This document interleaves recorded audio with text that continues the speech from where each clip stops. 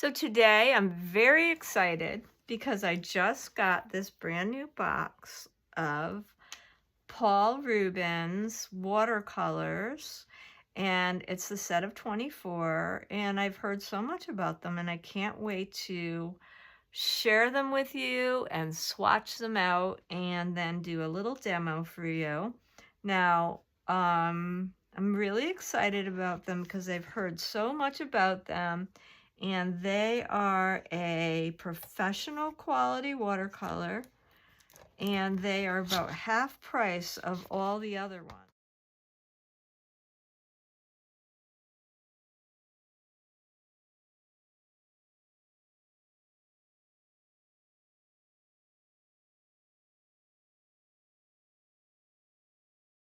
So here's a little swatching card that comes with it, which appears to be written in Chinese, but that's okay. We're just going to swatch out all the colors here. And then a little color chart, which I'm sure just has all the colors available. Again, it's written in, I believe it's Chinese. I'm not sure. Chinese or Japanese. And then it comes with this lovely little chamois cloth to wipe your brushes on. Very nice. The little logo on it. I love that everything's pink. And I love that it comes in a metal box, because very often now everything's plastic, and I really do like the metal box. So this metal box has some little wells on one side, you know, additional places to mix colors here, the 24 colors. In the center here, it sure looks like we could fit another. Yeah, you could definitely put more half pans in the center if you wanted to add additional colors. And a really nice selection of colors here. 3 yellows, 3 reds. So you have a red violet and a blue violet. An array of beautiful blues. 6 blues, 4 beautiful greens, 5 earth tones, and black. So it's a very nice little set of watercolor. No white, but it is transparent watercolor, so you wouldn't particularly expect it to come with white, because it's transparent watercolor. But yeah, this is a very lovely little set. So what I'm going to do is I'm going to take off these papers, I'm going to put them in my swatching book, and I'm going to get ready to swatch, and I'll meet you back here. Okay, so we are going to start swatching. So I have my little swatching sheet from the set, and I have my swatching book, and I'm going to get started with just doing some quick swatching. I'm just going to spray these watercolors to activate them because they've been in the box. I'll give them a minute. I'm going to just grab a brush and get going on this. All right, so the first color I have is the cadmium lemon. Whoa, that's very intense. I only left it for just a second here, so I'm already impressed at how vivid this color is. Okay, wonderful. And so this swatch, the swatch card from the box, I'll just leave in the box. The next one is, I believe, cadmium yellow. Okay, wow. It's a lovely color.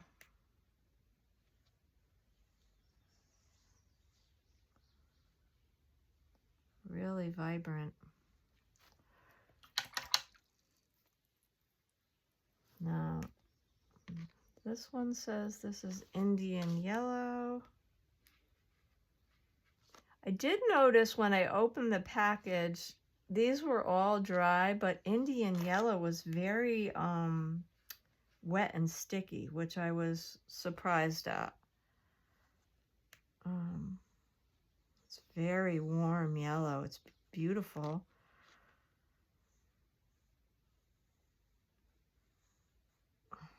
It's almost a yellow orange without adding any red to it. This next one is cadmium red. Just beautiful.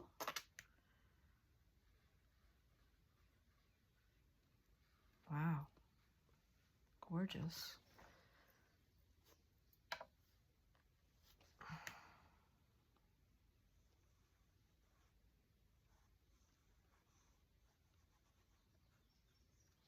Really pretty. I'm already very surprised. This next one is Scarlet.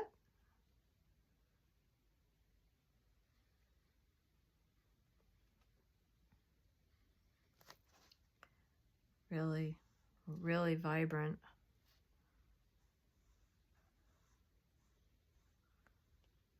Scarlet red, very cool red. The next one is Madder red.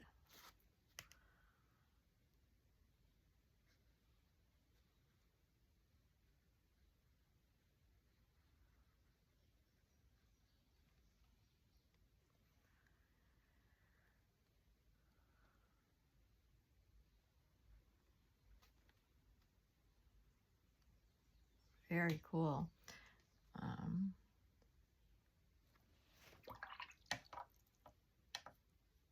Next one is Violet.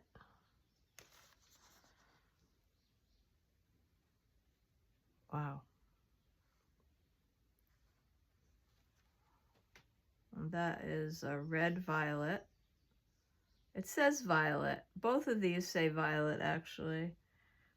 This one says violet, and it's really a red violet. And then we're going to go down to the next one, which says permanent violet, which is more of the,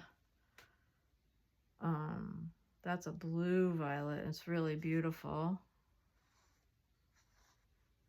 It's gorgeous.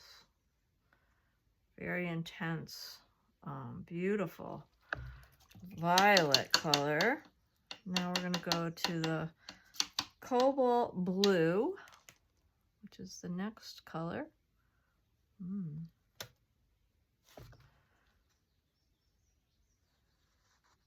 Gorgeous. Again, these colors are absolutely stunning. And very impressed with how dense they are. This is the ultramarine. Whoa. Very beautiful. Let's see here. Ultramarine blue.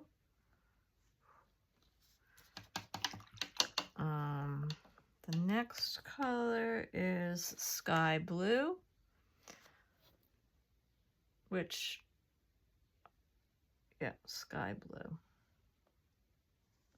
This is like a cerulean to me. This looks like cerulean blue.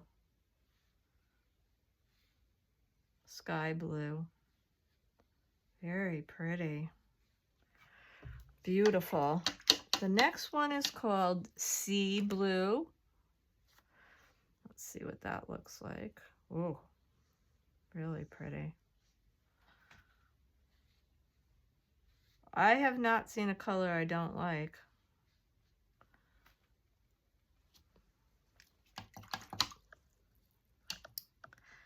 The next color is Prussian blue. Very beautiful. Very beautiful oceany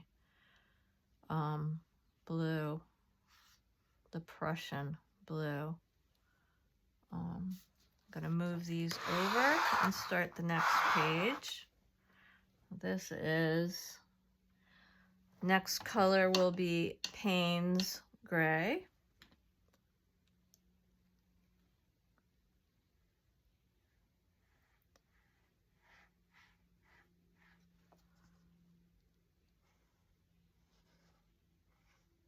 Very nice. Now we're going to go into our greens, and this next green is a yellow green. Beautiful yellow green.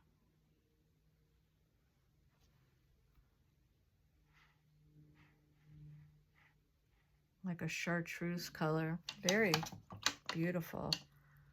And then tree green. This would be like a permanent green color.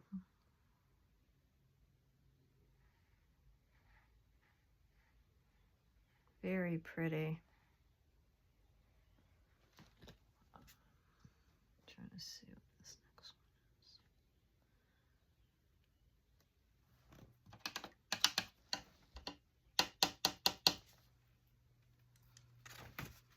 one is. Brilliant green.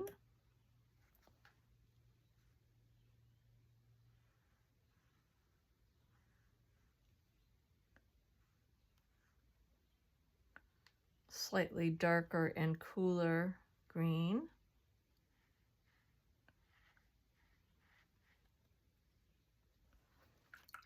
And next to that, we have an emerald green.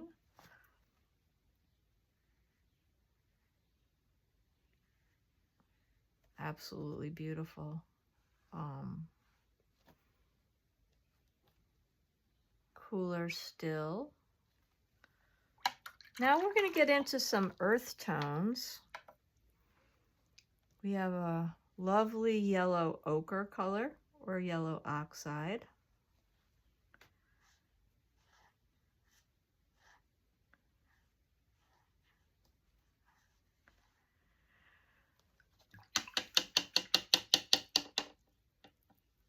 Some of these have different colors than they're normally called.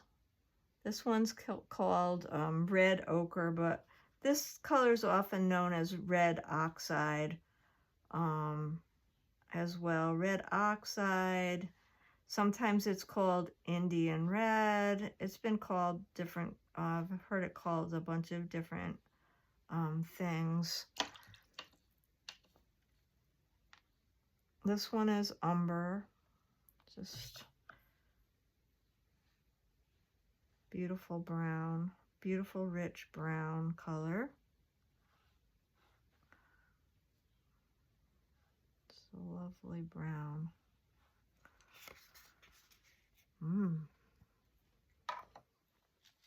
And then we have one they're calling burned sienna, which of course we know as burnt sienna. Just a beautiful, rich color.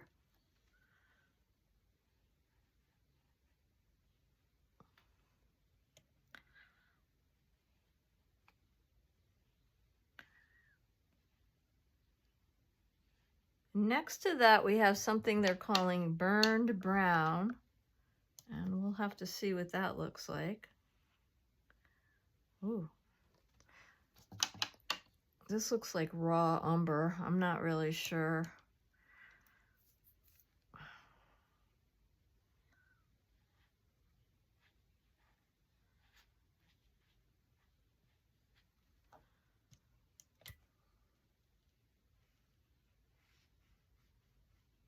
And black.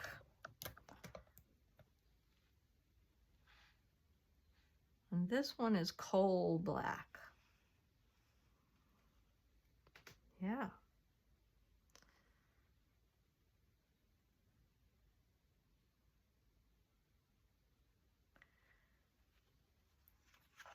So just a really lovely array of colors in this set. I really do like them a lot. Really nice. Pretty happy with the different selection of colors. You can see the full kind of color selection here. Yeah, very, very nice. All right, meet me back here and we'll do a short demo using these colors.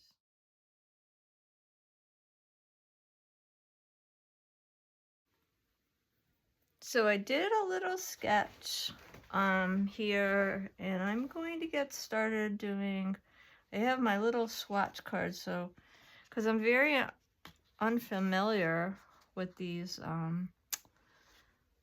colors. So I'm gonna put my little swatch next to me. So I'm gonna start mixing up my colors, and I just wanted to let everybody know that I am using just a little bit of the white, titanium white Holbein gouache, which I have in the upper right corner, because I do like to use a little bit of gouache. White gouache. I'm not a purist in my watercolor, and I've been painting watercolor pretty much my whole life. You can use just water to make your colors lighter if that's what you prefer. The majority of the time I don't add a lot of white. I do a lot of watery washes and clear transparent washes. But there's some colors I do really enjoy using the white gouache.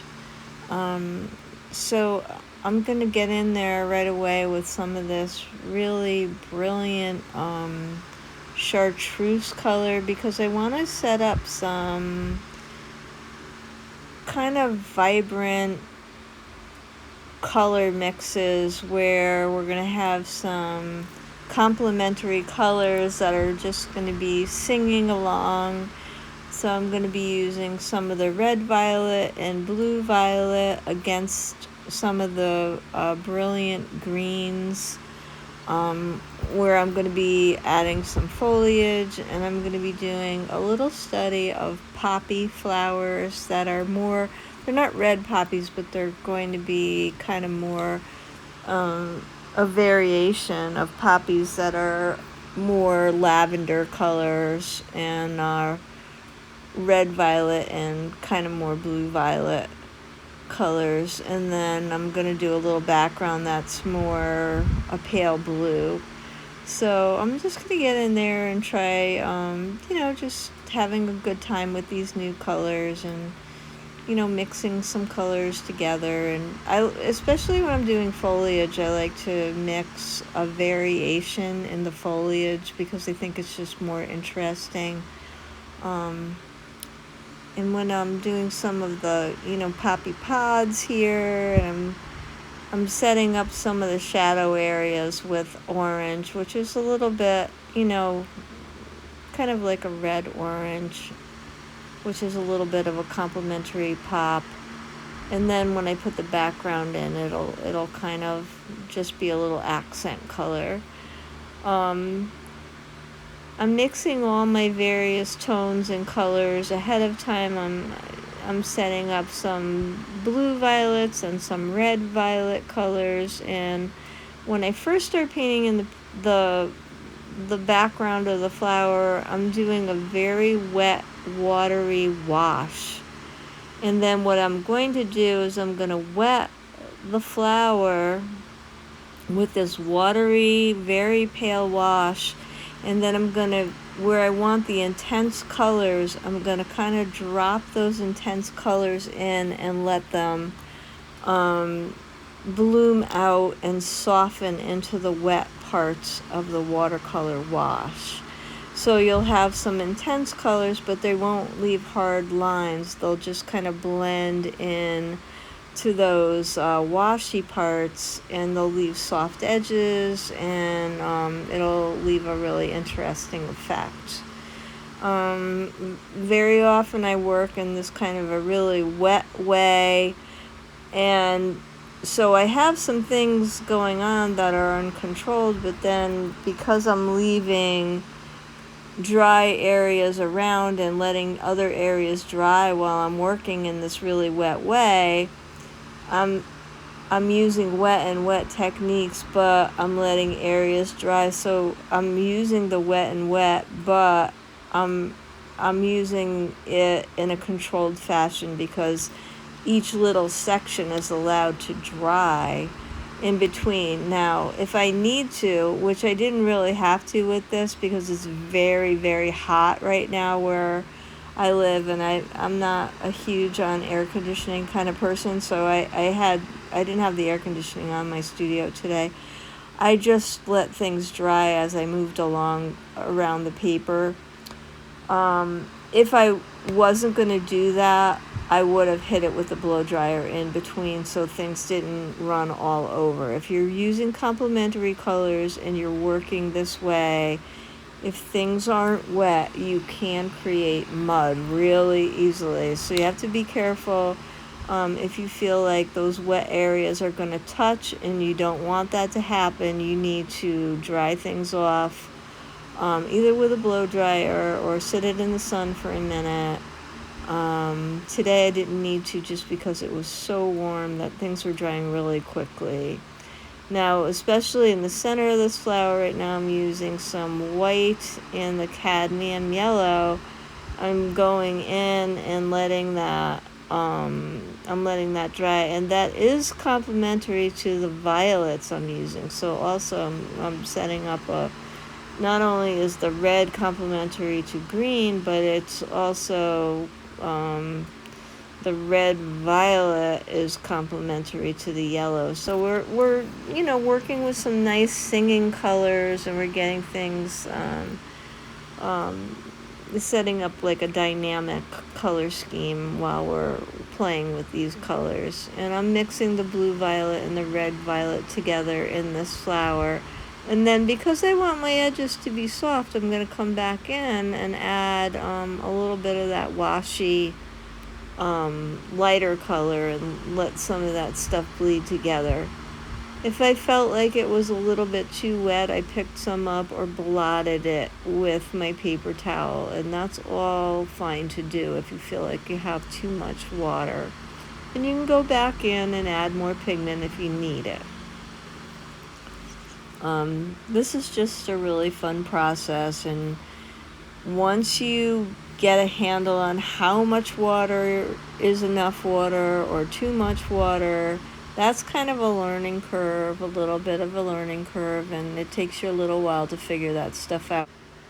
Here, now that more of the center of that flower has dried, I'm just putting in some of the darker red violet and blue violet, darker values, but I needed to let some of that stuff dry before I could have done that, because I didn't want it all to run together into a big messy puddle.